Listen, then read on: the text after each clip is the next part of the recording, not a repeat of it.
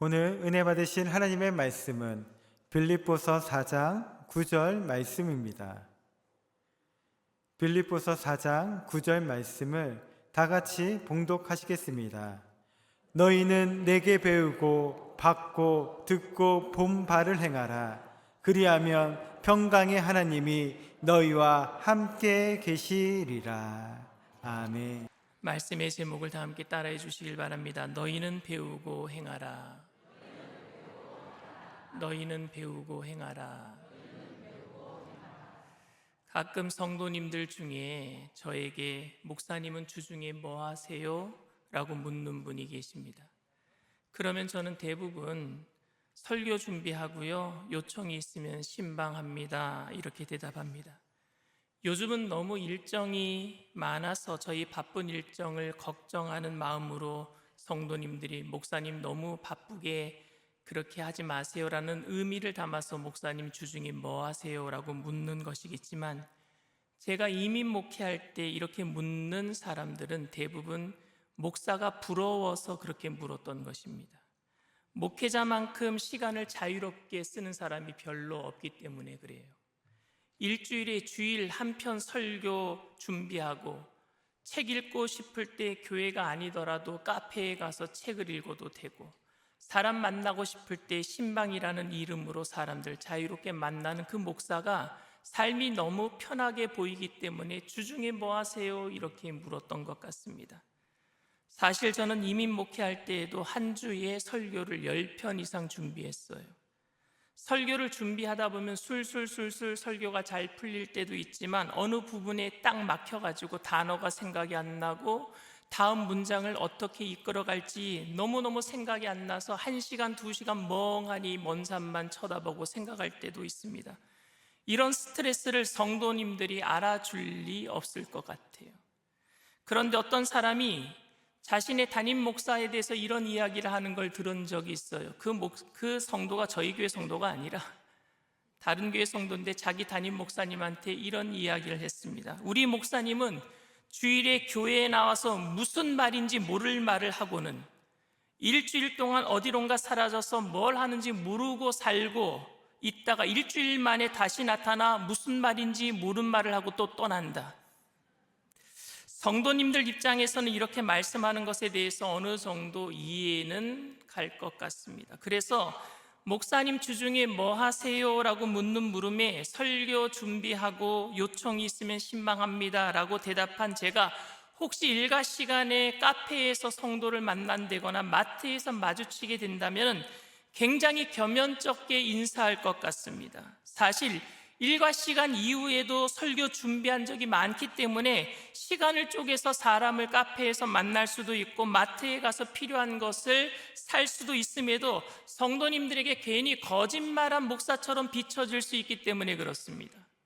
그래서 다른 사람들에게는 참 목사가 편한 직업처럼 느껴질 수 있다는 생각도 듭니다.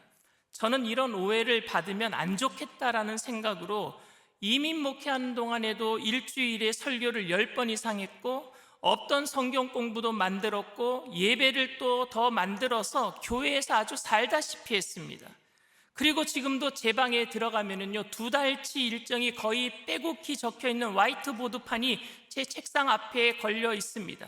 그리고 지금 하고 있는 이 설교도 2주 전에 월요일 새벽에 일어나서 준비한 설교예요. 그러니까 저는요, 오버타임 일하고 있어요. 제가 일과 시간 이후에도 일하고 있단 말입니다. 2주 전 금요일에는 저녁 예배, 금요 철야 예배를 마친 이후에 청년들에게 연락이 왔어요. 목사님 볼링 치고 싶습니다. 그래서 11시 반에 볼링장에 가서 새벽 2시까지 쳤어요, 볼링을. 이 정도면 여러분, 목사가 편한 직업은 아니라고 생각되겠지요. 지금 제가 목사라는 직업이 편한 것이 아니라는 것을 말씀드리려는 것보다는, 제가 이렇게 열정을 가지고 목회하는 이유는 제가 설교하는 것에 대해서 기쁨이 있고 신방하고 사람들을 만나는 즐거움이 있다는 것을 여러분들에게 말씀드리고 싶은 것입니다. 특히 제 설교에 은혜 받았다라는 많은 분들로 인해서 설교 준비하는 시간이 저는 더 즐겁습니다. 그런데 제가 지난주에 말씀드렸다시피 저에게는 설교에 대한 딜레마가 있습니다. 그것은 대부분의 성도님들이 설교의 은혜를 받는데 삶의 변화가 없다라는 것입니다. 분명히 용서하고 용납하자라는 설교를 했을 때에 많은 분들이 아멘 하고 눈물로 기도하셨는데, 그런데 변화가 없는 거예요. 어떤 분이 저에게 그럽니다. 목사님, 설교를 들으면 뭐합니까? 자신에게 하는 설교인지도 모르고 남들이 좀 들었으면 좋겠다라고 저 사람은 얘기하고 있고, 자신은 아무런 변화가 없는데 그렇게 설교를 들으면 뭐합니까? 은혜로운 설교를 들으면 뭐합니까? 이렇게 이야기를 합니다. 저에게 설교가 즐겁기도 하지만 어려운 것은 은혜 받은 설교를 했음에도 불구하고 설교가 무슨 소용이 있느냐라는 말 때문이기보다는 말씀대로 살아가기가 어렵기 때문입니다. 어떤 제자 교육을 잘하는 교회는 제자반에 들어가기 위해서 시험을 봐야 한다라고 합니다. 성경 공부반에 들어가기 위해서 시험을 봐야 한대요. 그리고 그 시험에서 떨어진 재수생, 삼수생까지 있다고 합니다. 그러니까 제자반에 들어가기 위해서 대기자들이 넘쳐나는 거죠. 저도 저희 교회 성경 공부반에 신청자들이 차고 넘쳐서 대기자들이 좀 생겼으면 좋겠습니다. 하지만 그렇게 시험을 쳐서 들어가서 제자 교육을 받았음에도 변화가 되지 않는다면 무슨 소용이 있겠습니까? 철저하게 준비된 프로그램을 통해서 훈련을 받고 좋은 책들이 범람하는데 왜 사람들은 그대로일까요? 왜 변화되지 않을까요? 저는 지금 설교 무용론과 성경 공부가 필요 없다라는 말씀을 드리고 있는 것이 아닙니다.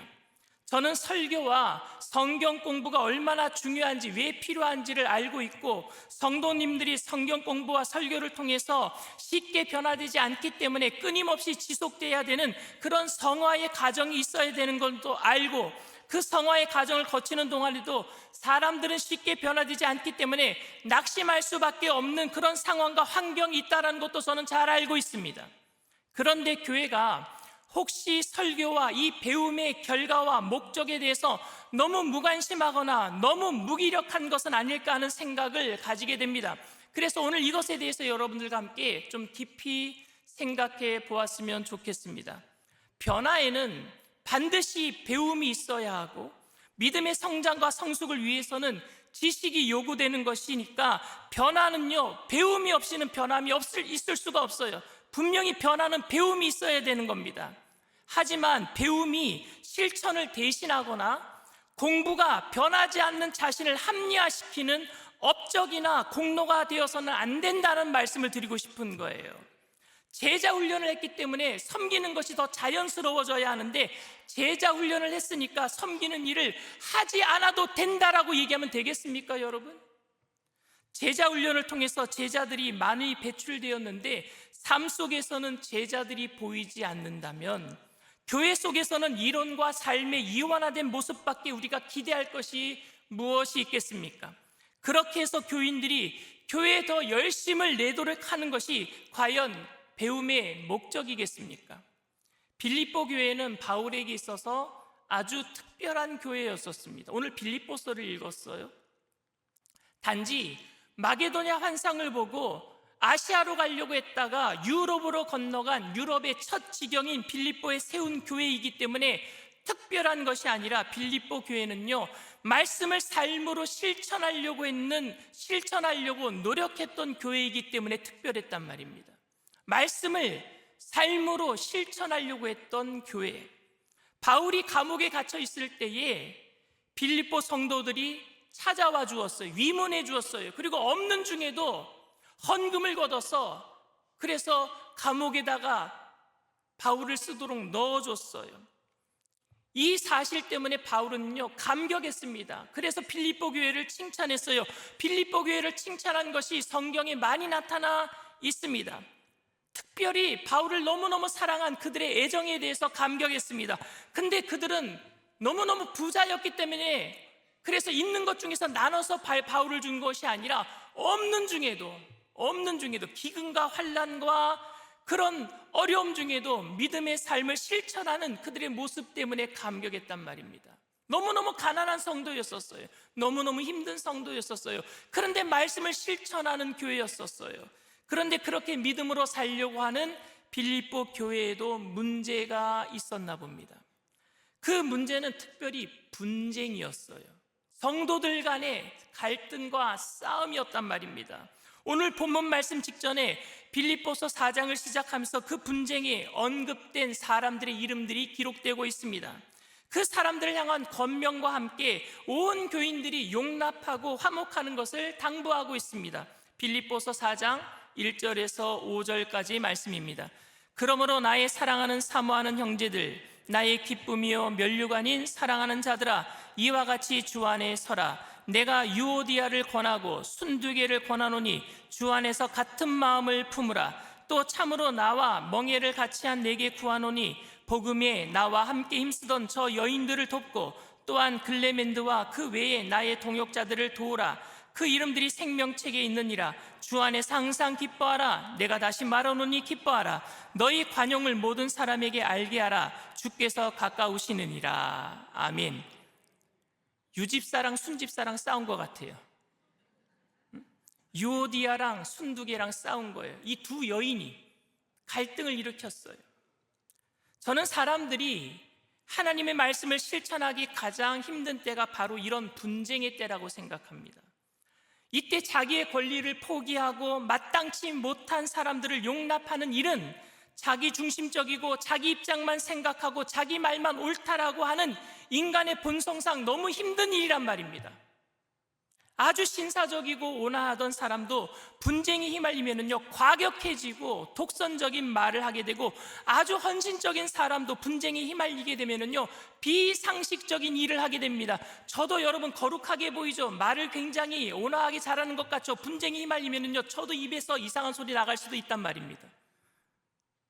이런 상황을 염두에 두고 사도 바울은 빌립보 교인들에게 빌립보서 4장 6절 7절에 이렇게 얘기합니다. 아무것도 염려하지 말고 다만 모든 일에 기도와 간구로 너희 구할 것을 감사함으로 하나님께 아뢰라. 그리하면 모든 지각에 뛰어난 하나님의 평강이 그리스도 예수 안에서 너희 마음과 생각을 지키시리라. 사도 바울은요 분쟁의 때에 아무것도 염려하지 말고 오히려 기도하고 간구하래요. 그리고 너희 관용을 모든 사람들에게 보이라 라고 얘기를 하고 있습니다. 그러면은 하나님의 생각이 마음과 우리의 생각을 지킨다라고 얘기를 합니다. 그리고 연이어서 오늘 본문 말씀이에요. 빌립보서 4장 9절 말씀입니다. 너희는 내게 배우고 받고 듣고 본 바를 행하라. 그리하면 평강의 하나님이 너희와 함께 계시리라. 빌립보 교회의 특수한 상황에서 바울이 한 말씀이기는 하지만 저는 특별히 분쟁의 상황에서 이 말씀을 좀 더 진지하게 생각해 보게 되기를 바랍니다. 지금 바울은 자기가 얼마나 훌륭한 신앙인인가를 자랑하기 위해서 나를 좀 배워라 라고 말하는 것은 아니에요. 너희는 내게 배우고 받고 듣고 본 바를 행하라 라는 이야기는 내가 얼마나 훌륭한 믿음 생활을 하고 있고 너희들은 내가 너희에게 본이 되기 때문에 너희는 나의 모습을 보면서 배우기만 하면 된다라고 이야기하고 있는 것이 아니란 말입니다.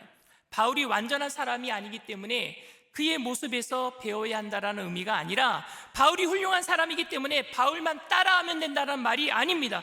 바울은 내게서 배우라라고 말할 수 있는 가장 확실할 수 있었던 바울이 가지고 있었던 것이 있었어요. 한 가지, 자기가 자신하고 확신할 수 있었던 것, 내게 배워라라고 말할 수 있었던 단 한 가지가 뭐냐면요 그가 예수님을 정말 사랑했다라는 거예요.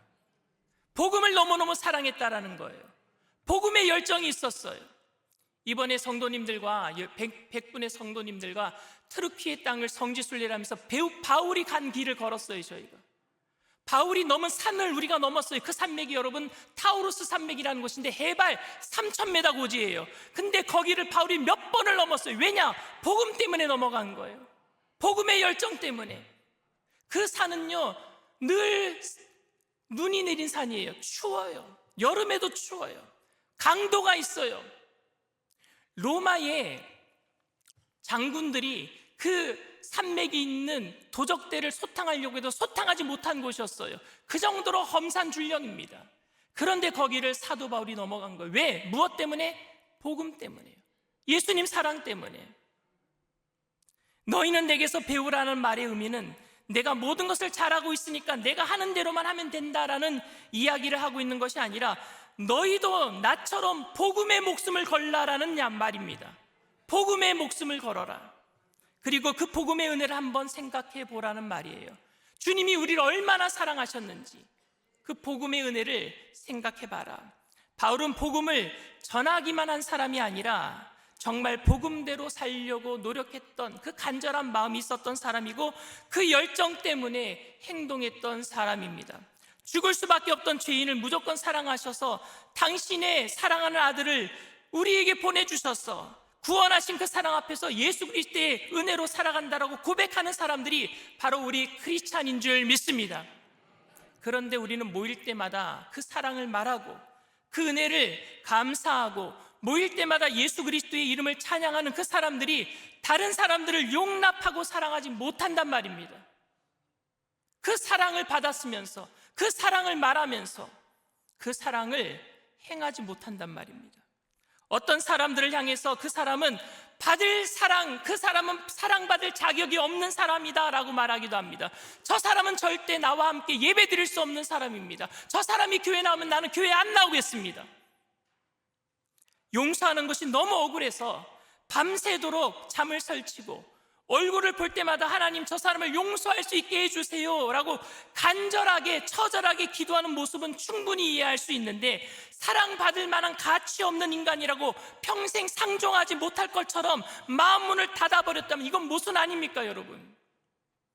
용서할 수 없는 것이 여러분들의 능력의 부재라고 생각합니까? 내게 사랑의 능력이 없기 때문이에요? 말씀대로 은혜 받은 대로 사랑하고 싶은데 얼굴만 보면 힘들어지고 멀리하게 되는 것은 우리에게 사랑의 능력이 없기 때문입니까?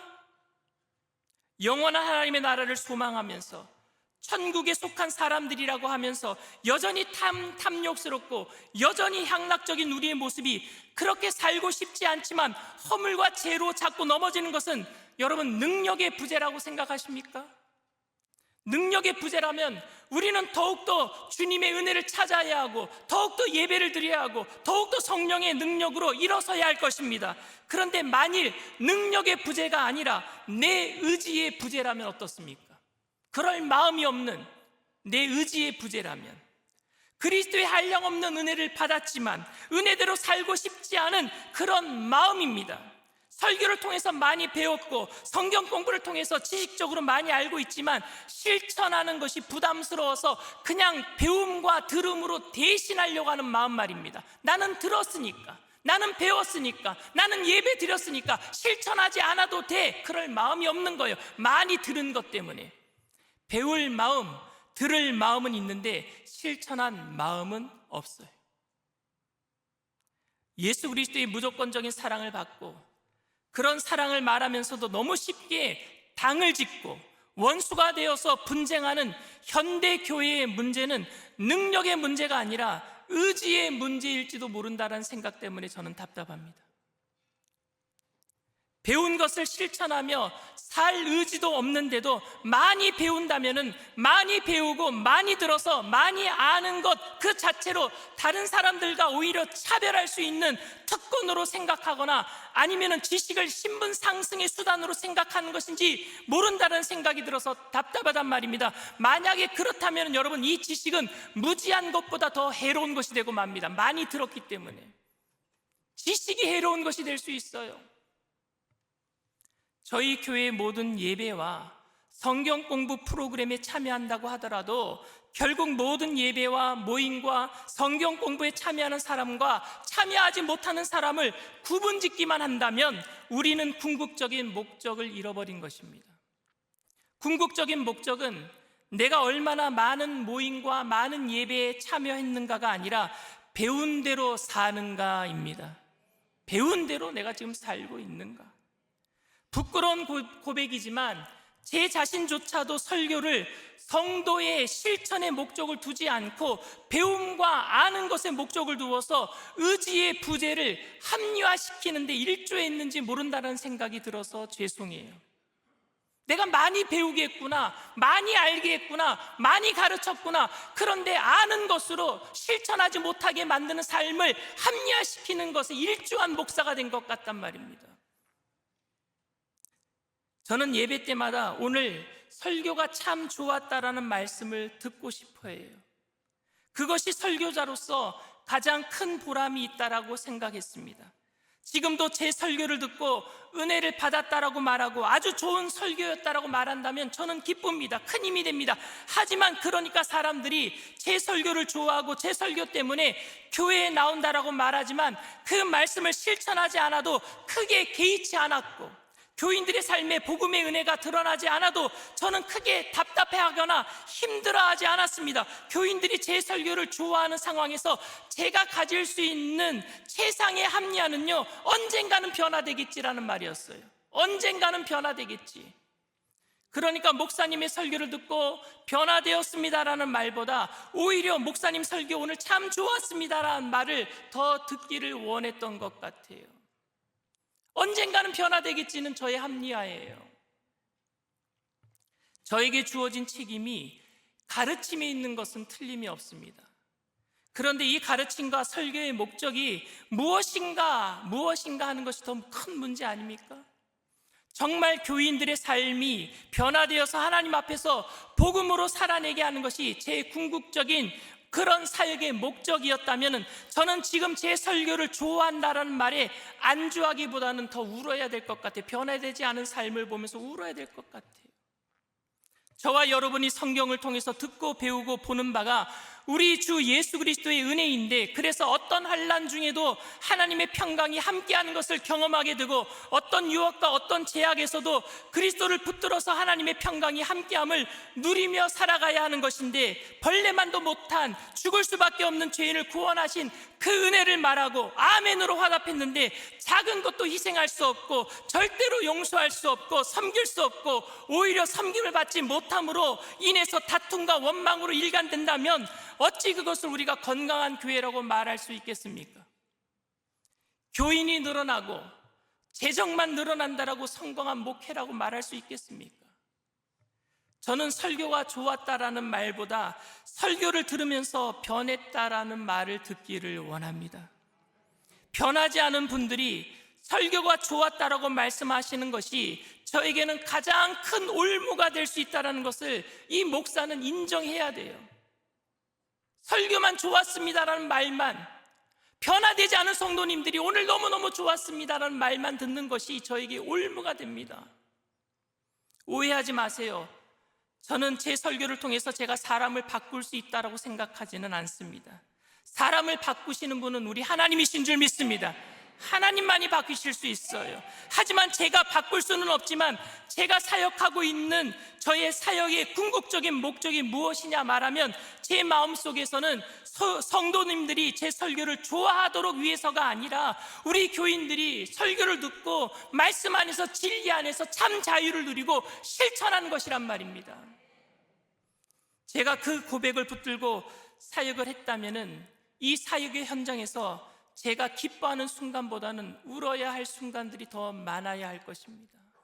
변화되지 않은 성도들을 향해서 예수님께서 예루살렘을 향해서 울으라고 얘기했던 것처럼 울어야 될 상황이 더 많아야 될 것 같아요. 사랑하는 성도 여러분, 저는 여러분들에게 더 많은 것을 가르치기 위해서 모임을 늘릴 것이고 예배를 늘려갈 거예요. 제가 지금 기도하면서 준비하고 있는 것이 있어요. 그것이 주일 저녁 예배입니다. 어느 순간 제가 주일 저녁 예배를 만들고 여러분들에게 나오라고 할 거예요. 그런데 여러분, 그 모임과 예배에 최선을 다해 주시길 바랍니다. 그러나 그 모임과 예배 때문에 배움 자체를 목적으로 하지 마시고, 내가 저녁 예배 참석했다, 주일 예배 참석했다, 수요 예배 참석했다, 금요 예배 참석했다, 새벽 예배 참석했다, 그것으로 만족하지 마시고 한 가지라도 실천의 목적을 두게 되기를 바랍니다. 주님의 그 은혜 때문에. 왜냐하면 우리의 문제는 능력의 문제가 아니라 의지의 문제이고, 우리의 문제는 지식의 문제가 아니라 실천의 문제이기 때문입니다. 저에게는 여러 가지 목회적인 딜레마가 있습니다. 그런데 오늘 말씀을 통해서 우리 교인들이 조금 더 열심을 내서 정말로 말씀 속에서 은혜 받고 봉사할 수 있을까? 그래서 건강한 교회가 될 수 있을까라는 마음과 그 모든 사역의 궁극적인 목적 역시 단순히 교회 부흥이 아니라 여러분들에게 주어진 삶과 환경에서 복음으로 살아내야 되겠다라는 마음입니다. 여러분들이 복음으로 살아내는 거예요. 저는 여러분들이 모든 모임과 예배에 참석하는 것으로 거짓된 부흥과 평안에 빠지지 않게 되기를 바랍니다. 예배 드리는 것이 여러분 부적 하나 써가지고 가는 게 아니에요. 그런 거짓된 평안과 부흥에 만족하지 마세요. 오히려 한 가지 말씀 때문에 마음이 찔리고 더 아파하고 더 많이 기도하고, 그래서 하나님 앞에서 그 찔리는 마음을 가지고 행하게 되기를 바랍니다. 눈물 없이 자꾸 눈에 보이는 것들로 성공을 말하고 거기에 자꾸 안주하려는 거짓된 평안을 내려놓고 실천하기 위해서 아프지만 갈등의 상황에서, 분쟁의 상황에서 그들보다 내가 더 잘난 것이 많지만 그들에게 양보하고 이해하고, 원수가 오른밤을 때리면 왼밤까지 돌려대고 겉옷을 달라면 속옷까지 내어주고 오리를 가자면 심리까지 가줄 수 있는, 실천하기 위해서 몸부림치는 저와 여러분들 다 되시기를 주님의 이름으로 축원을 드립니다. 이 시간 말씀을 생각하시면서 잠시 묵상으로 기도해 주시기를 바랍니다. 오늘 저희 교회에 처음 나오신 분이 계십니까? 이 세상에서 살면은요 늘 갈등의 연속이에요. 분쟁의 연속이에요. 이 세상에서는 목소리가 큰 사람이 이깁니다.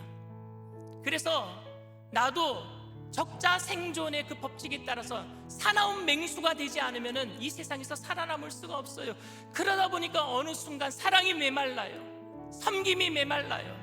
섬기는 것도 사랑하는 것도 다시 내가 역으로 저 사람에게 받아내기 위한 수단이 되어버리고 말았어요. 온전한 섬김은 조건이 없는 거예요. 희생하는 거예요. 돌려받을 것을 생각하지 않는 거예요.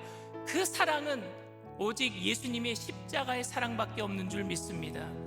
오늘 여러분들 처음 교회에 나오셨다면 너무너무 잘하신 거예요. 왜? 그 사랑을 주님께서 여러분들에게 쏟아 부어 주실 것이니까. 그 은혜를 체험하게 될 때에 우리 또한 그런 사랑을 실천할 수 있는 사람으로 변화되게 될 줄 믿습니다. 나도 오늘 예수 그리스도를 믿고 그 한량없는 하나님의 사랑과 은혜를 체험하고 그 영원한 생명을 가지고 나 또한 이 땅 가운데 사나운 맹수가 아니라 섬기는 사람으로서 살게 되기를 원합니다 하시는 분들은 그 자리에서 믿음을 가지고 일어나 주시길 바랍니다. 인터넷상에서 TV상에서 예배드리는 그 자리가 어떤 곳이라도 믿음을 가지고 일어나 주시기를 바랍니다. 믿음으로 결단하면서 일어난 분들은 제가 하는 기도를 따라해 주시길 바랍니다. 하나님 아버지, 저는 죄인입니다. 어디에서 와서 왜 살며 어디로 가는지 알지 못하고 방황하며 살았습니다. 저의 죄를 위하여 십자가에서 죽으시고 부활하신 예수님을 제 구주로 모셔드립니다. 저는 하나님의 자녀가 되었습니다.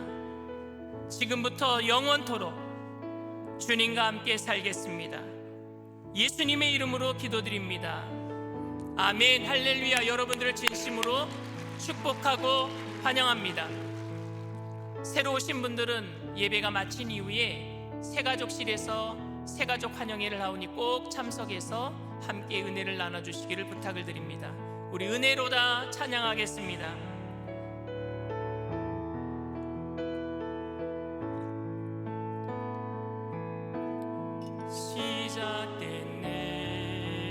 시작됐네. 우리 주님의 능력이 나의 삶을 다스리고 새롭게 하네. 자유하네. 죄와 사망으로부터 날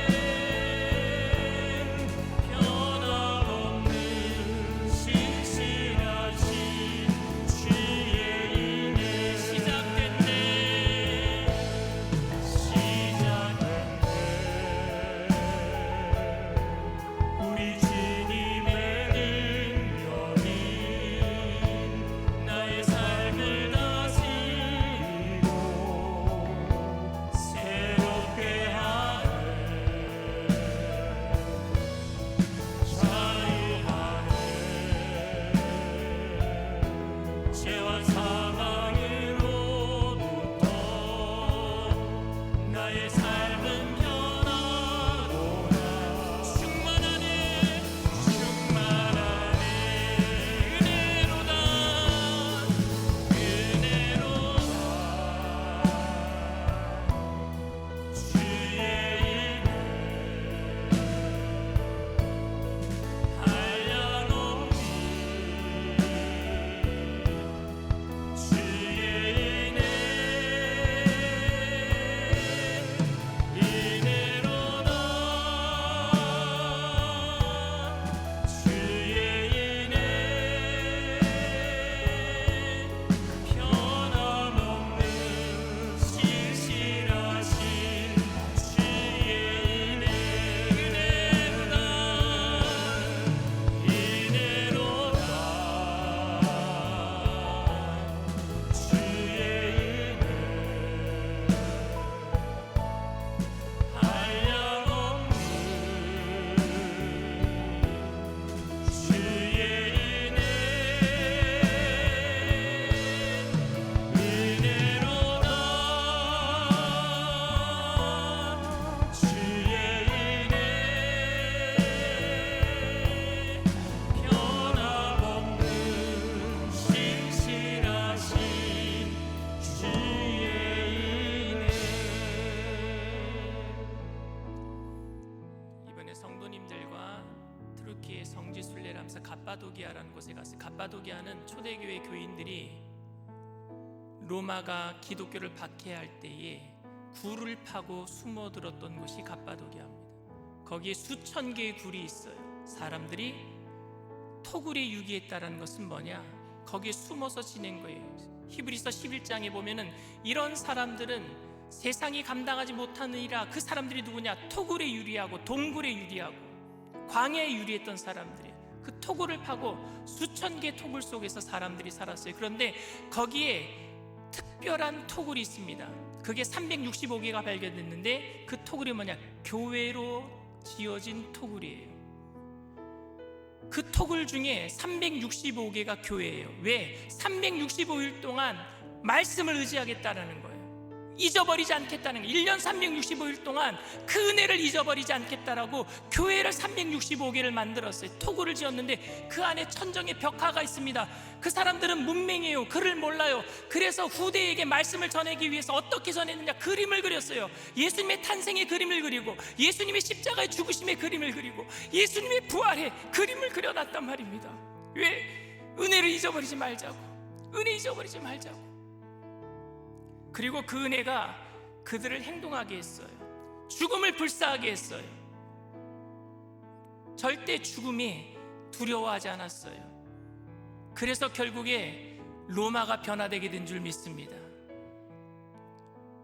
오늘 하나님, 우리가 아는 것으로 만족하지 말게 하시고 은혜를 기억하게 하시고 그 은혜에 따라서 실천할 수 있도록, 그래서 우리 가정이 변화되고 이 나라가 변화되게 하여 주시옵소서. 저 북한이 변화되게 하여 주시옵소서. 이슬람이 변화되게 하여 주시옵소서. 변화될 수 있는 것은 은혜밖에 없단 말입니다. 그러기 위해서 우리가 먼저 실천해야 될 줄 믿습니다. 변화되지 못한 크리스찬들이 복음을 더 가로막아버려요. 내가 복음을 가로막는 걸림돌이 되지는 않았습니까? 내가 하나라도 알고 깨닫고 실천할 수 있는 믿음의 사람 되기를 원합니다. 우리 주님 세 번 부르고 통성으로 간절히 기도합니다.